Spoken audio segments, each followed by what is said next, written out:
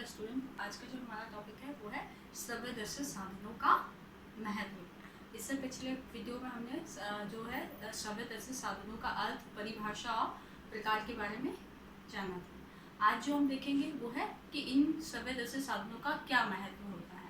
ठीक है, इसके माध्यम से पहला जो फर्स्ट है वो है संप्रेक्षण का माध्यम। ठीक है, श्रव्यदर्शी साधन जो होते हैं उन्हें संप्रेक्षण का माध्यम माना जाता है, जिससे कि क्या होता है, शिक्षण को प्रभावी कर उसका संप्रेक्षण करना है, यानी कि विषय वस्तु को प्रस्तुत किया जाता है। श्रव्यदर्शियों का साधन का प्रयोग कर विषय वस्तु को सरल बनाकर ही क्या किया जाता है, प्रस्तुत किया जाता है। और संप्रेक्षण का भी अर्थ क्या होता है, सूचनाओं को भेजना, ठीक है, या आदान प्रदान करना। तो इसके अंतर्गत क्या होता है कि इसे श्रव्यदर्शी साधन को मतलब विषय वस्तु को प्रभावी बनाने के लिए और प्रभावी बनाकर प्रस्तुत करने का संप्रेक्षण का माध्यम माना जाता है। और ध्यान केंद्रित, ठीक है, श्रव्यदर्शी साधन जो होते हैं उनका प्रयोग ही कक्षा में इसलिए किया जाता है अध्यापक द्वारा, ताकि क्या कर सके, वो विषय वस्तु की और बालक का ध्यान जो है वो केंद्रित कर सके।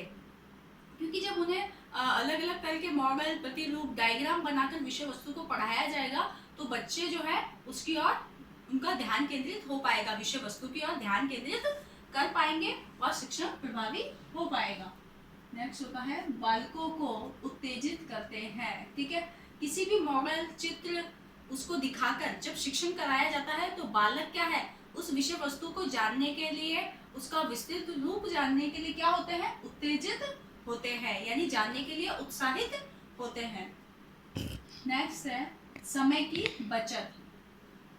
सहायक साधनों का जो प्रयोग कर क्या किया जाता है कि समय की भी बचत हो पाती है, क्योंकि अगर किसी भी विषय वस्तु को इसी तरीके से ओरल अगर पढ़ाया जाएगा तो वो शिक्षण जो है उसमें काफ़ी समय लग जाता है। लेकिन जब आप किसी विषय वस्तु के प्रतिरूप को दिखाकर किसी चित्र या मॉडल या चित्र के माध्यम से जब आप उसको समझाते हो तो वो विषय वस्तु प्रभावी हो पाती है और कम समय लगता है बच्चे को समझाने में और सिखाने में, क्योंकि बच्चा उसे जल्दी सीख पाता है। क्योंकि जब वो देख के सीखता है और सुनता भी है साथ में तो वो विषय वस्तु को जल्दी सीख पाता है। तो इससे क्या होता है, समय की भी बचत हो पाती है। नेक्स्ट है अधिगम में रुचि। अधिगम में रुचि उत्पन्न होती है। चित्र, मॉडल, प्रतिरूप दिखाकर, रेखा चित्र बनाकर, प्राकृतिक सौंदर्य का डायग्राम बनाकर, इस तरीके से अगर आप अपने शिक्षण को प्रभावी बनाते हो तो क्या होता है, सीखने की जो प्रक्रिया है वो क्या होती है, उसमें बालक रुचि ले पाते हैं। ठीक है, बालकों की रुचि बढ़ती है शिक्षण के प्रति। कक्षा शिक्षण को व्यवस्थित करते हैं। जो श्रव्यदर्शी साधन होते हैं उनका प्रयोग कक्षा शिक्षण में किया जाता है, कक्षा में किया जाता है। और ये सारे ही दृश्य सामग्री जो है वो क्या करते हैं, शिक्षण को व्यवस्थित करते हैं। ये छात्रों की श्रवण और दृश्य इंद्रियों को आकर्षित करते हैं। क्या होता है कि इसके अंतर्गत छात्र जो है उनकी श्रवणीय यानी कि सुनने और देखने की और क्या है, आकर्षित करते हैं। इनकी जो इंद्रियां है, कौन सी ज्ञान इंद्रियां, सुनना और देखना, ये दोनों ही क्या होती है, एक्टिव रहते हैं। वो मतलब एक्टिव रहते हैं। ठीक है, सुनना और देखना दोनों ही वो करते हैं। क्योंकि जब आप एक चित्र को दिखाकर या किसी प्रतिरूप को दिखाकर या कोई मॉडल दिखाकर आप जब विषय वस्तु को पढ़ाते हो तो बच्चे जो है वो आपको ध्यानपूर्वक सुनेंगे भी और उस विषय वस्तु को देखेंगे भी। क्यों? क्योंकि साथ ही साथ में क्या है, तो इस तरीके से उनका देखना और सुनना दोनों से ही क्या है, दोनों ही और में क्या है, वो आकर्षित हो पाते हैं। मतलब बालक जो है वो सुनेगा भी और आपकी विषय वस्तु को देखेगा भी। तो इस प्रकार से उसका सुनना और देखना जब साथ में होता है तो कक्षा में शिक्षण कार्य जो है वो प्रभावी ढंग से हो पाता है। शिक्षण में शिक्षक की सहायता करते हैं। देखो, शिक्षण जो ये सहायक सामग्री होती है वो किसके लिए होती है, शिक्षक द्वारा ही प्रयोग में की आती है, ताकि शिक्षक ही उस शिक्षण सहायक सामग्री का प्रयोग कर अपनी विषय वस्तु की जो जटिलता है उसको कम कर पाता है और उसको सरल बना पाता है। इसीलिए ये क्या होती है, शिक्षक के लिए सहायक मानी जाती है। यानी सहायक सामग्रियों को, इन सहायक सामग्रियों को क्या है, शिक्षक के शिक्षण में सहायक माना जाता है। ये शिक्षण में विविधता लाते हैं।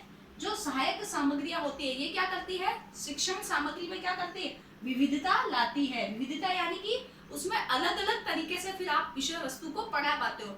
हमेशा ही अगर आप एक ही पद्धति का, एक ही चीज का प्रयोग करके विषय वस्तु को पढ़ाएंगे तो वो शिक्षण प्रभावी नहीं होगा। लेकिन आप अपने शिक्षण में विविधता कब ला पाते कभी कभार आप उसे चित्र के माध्यम से समझाते हो, कभी आप उसे कोई शाम पट पे डायग्राम बना के पढ़ाते हो, कई बार आप कोई ऐसी विषय वस्तु पढ़ा रहे हो तो उसे नाटक के माध्यम से समझा रहे हो, या किसी और घटना से जोड़कर पढ़ा रहे हो, या किसी चीज के बारे में किसी का मॉडल दिखाकर, या मतलब आप ताजमहल के बारे में पढ़ा रहे हो तो आप ताजमहल का चित्र दिखाकर इस प्रकार से पढ़ाओगे तो क्या करोगे, आप अपनी शिक्षा में क्या लाओगे, विविधता लाओगे। ठीक है, तो इस प्रकार से सहायक सामग्रियां जो होती है वो शिक्षण में क्या करती है, विविधता लाती है। नेक्स्ट है, छात्र को सीखने के लिए उत्प्रेरित करते हैं। श्रव्य दृश्य साधन जो होते हैं वो बालक को क्या है, विषय वस्तु को जानने और सीखने के लिए उत्प्रेरित करते हैं, क्योंकि उसमें क्या है कि श्रव्य दृश्य साधन वो साधन होते हैं जिसके अंतर्गत बालक सुन के भी सुनता भी है, साथ साथ में विषय वस्तु को देखता भी है। और कई बार आप दृश्य के माध्यम से बालक को समझाते हो तो उस दृश्य को जब देखता है बालक तो उसके बारे में और जानने के लिए उसमें क्या होता है, उत्साह होता है। लेकिन फिर जब आप उसको उससे संबंधित विषय वस्तु से संबंधित आप कोई चित्र दिखाते हो और फिर उसके बारे में उसको विषय वस्तु को समझाते हो तो बालक उस चित्र को देखकर उसकी सारी बारीकी को जानने के लिए क्या होता है, उत्साहित रहता है। ठीक है।